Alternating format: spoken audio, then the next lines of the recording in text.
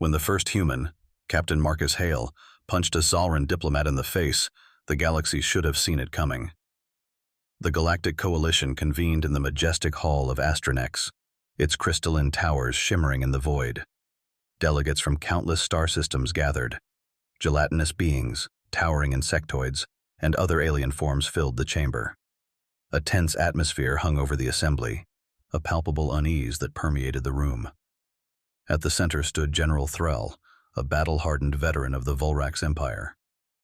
"We warned you," Thrall began, his multifaceted eyes reflecting the alien dignitaries before him. "We warned you about the humans." A murmur spread through the room, a mix of disbelief and skepticism. The humans, newcomers to the galactic stage, had been underestimated from the moment they emerged from their isolated corner of the galaxy. Despite warnings from those who had faced them, the Coalition had dismissed the reports as exaggerations or mere propaganda. But now, the evidence was clear. A holographic display blinked to life, showing footage from the battlefield. Human soldiers, clad in cutting-edge exoskeletons, tore through alien forces with chilling precision. It was a war unlike anything the galaxy had seen before.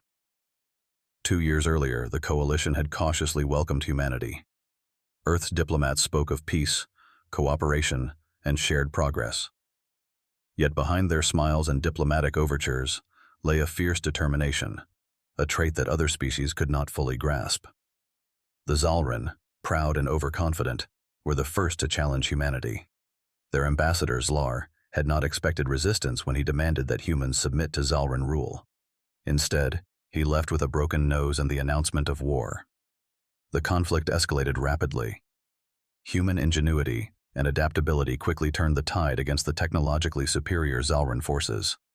Using guerrilla tactics and unconventional warfare, humans exploited every weakness in the Zalran defenses. The once thought to be impenetrable Zalran homeworld fell within months, leaving other species in stunned silence. Yet many in the galaxy believed this was a one-time fluke, an anomaly. Surely humans could not withstand the combined might of the Galactic Coalition. General Thrall's voice cut through the growing murmurs. "You laughed when we warned you. You mocked us. Now look at the chaos they have unleashed." The hologram shifted to show another battle, the Siege of Tivanus. Human fleets, sleek and deadly, clashed with the might of the ruling council's armada. Space became a violent swirl of laser fire and plasma bursts.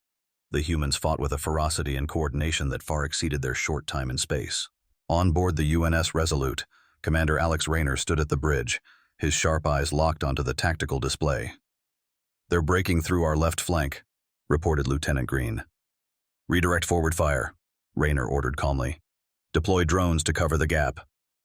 The Resolute shuddered under direct hits, but the human ship held its ground. Swarms of drones launched from the hull, overwhelming the enemy's ships with sheer numbers and surgical strikes. The enemy fleet faltered and then began to retreat. Back in the Coalition chamber, Thrall paused, allowing the gravity of the situation to sink in. This is but one example. The humans don't fight for conquest. They fight for survival. And when they fight to win. They adapt, innovate, and they do not know the meaning of surrender. The display switched to the aftermath of a ground battle on the moon of Zeta 3. Human Marines moved with disciplined precision, securing the area and tending to their wounded. Alien soldiers lay defeated, their forces outmaneuvered at every turn. Lieutenant Jackson, a grizzled veteran of numerous campaigns, knelt beside a fallen comrade. "Hang in there, buddy," he muttered, applying a medkit. Across the room, Jakar of the Sithran Dominion sneered, his voice laced with contempt. "Are we to surrender to these brutes?" Thrall turned to Jakar, his voice steady. "Surrender? No. But we must change our approach. Underestimate them, and we face annihilation." The Coalition was divided. Some argued for an alliance. Others demanded all-out war.